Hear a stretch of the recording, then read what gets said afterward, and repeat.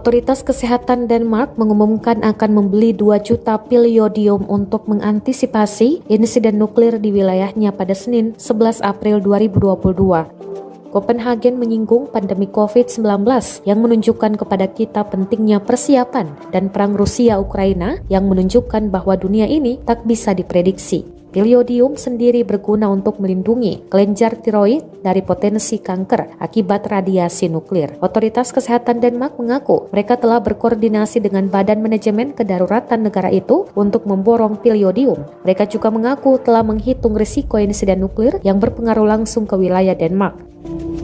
Denmark sendiri tidak memiliki reaktor nuklir, namun ketidakpastian perang Rusia-Ukraina membuat kebocoran nuklir atau bahkan perang nuklir dikhawatirkan.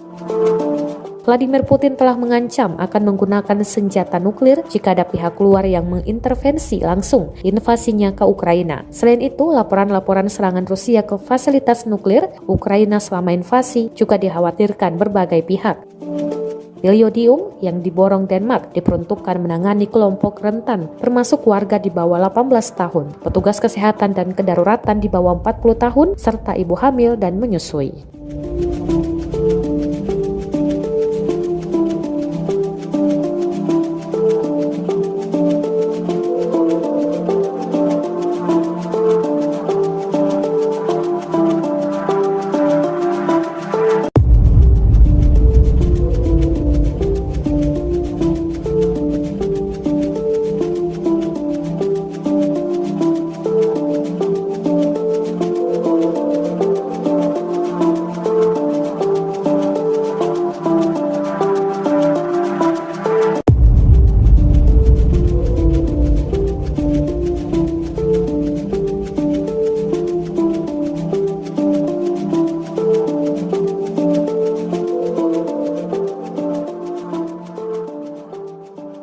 Terima kasih sudah nonton.